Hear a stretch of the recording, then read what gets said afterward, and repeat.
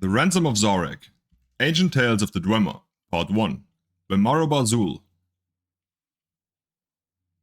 Jellimil stood in her garden and read the letter her servant had brought to her. The bouquet of just roses in her hand fell to the ground.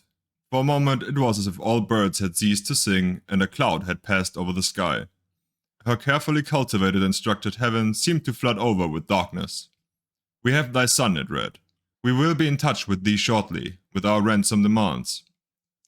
Zarek had never made it as far as Akun after all. One of the brigands on the road, orcs probably, or accursed Dwemer, must have seen his well-appointed carriage and taken him hostage. Jellimil clutched at a post for support, wondering if her boy had been hurt. He was but a student, not the sort to fight against well-armed men. But had they beaten him? It was more than a mother's heart could bear to imagine. "Don't tell me they sent the ransom note so quickly," called a familiar voice, and a familiar face appeared through the hedge. It was Zarek. Jellimil hurried to embrace her boy, tears running down her face. "What happened?" she cried. "I thought thou had been kidnapped." "I was," said Zarek. "3 huge scoring Nords attacked by carriage on the Thrimthorn Pass.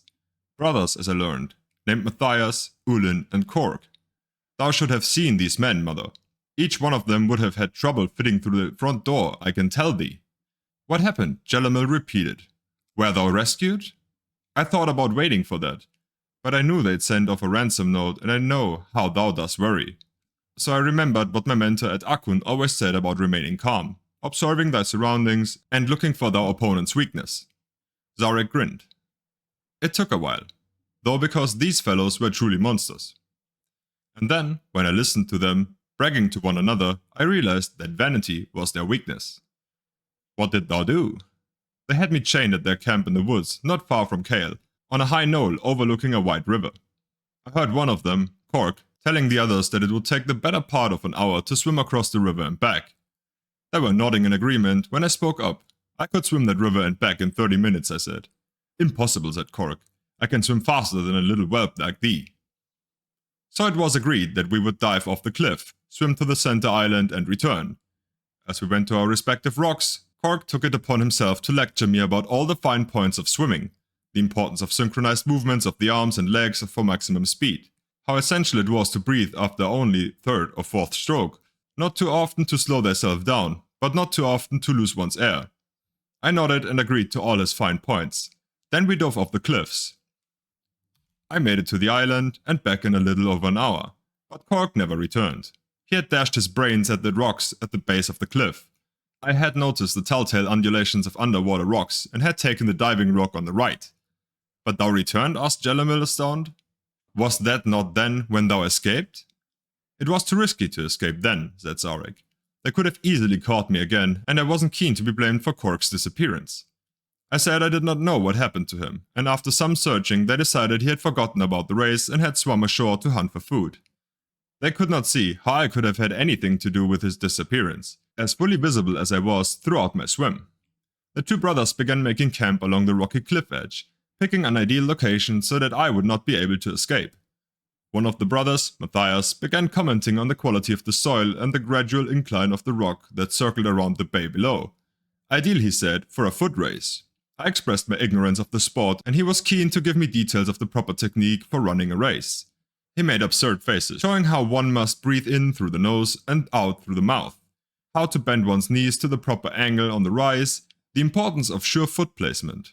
Most important, he explained, was that the runner keep an aggressive but not too strenuous pace if one intends to win. "It is fine to run in 2nd place throughout the race," he said, "provided one has the willpower and strength to pull out in the end."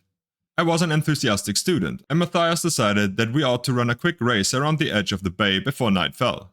Ulin told us to bring back some firewood when we came back. We began at once down the path, skirting the cliff below.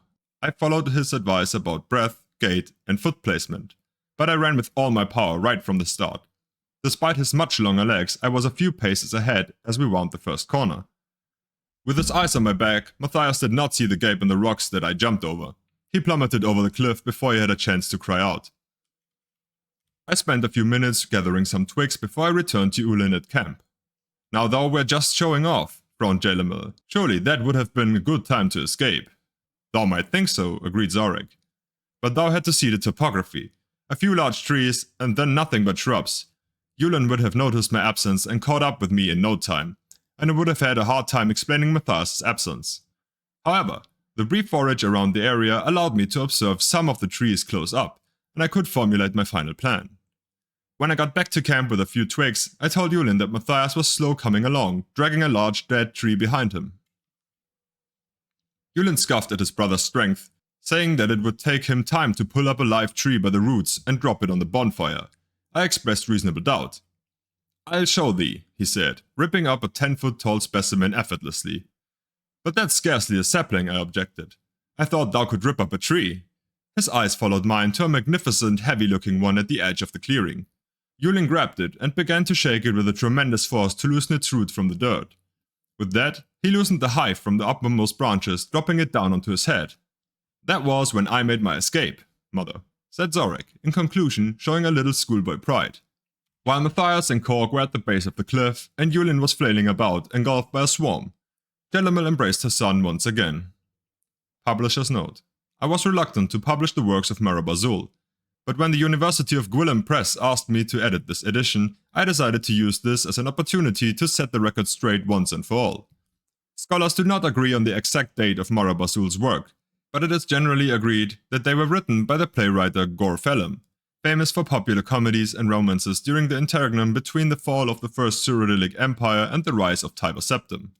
The current theory holds that Phelim heard a few genuine Dwemer tales and adapted them to the stage in order to make money, along with the rewritten versions of many of his own plays. Gore Phelim created the persona of Marabazul, who could translate the Dwemer language in order to add some sort of validity to the work and make it even more valuable to the gullible.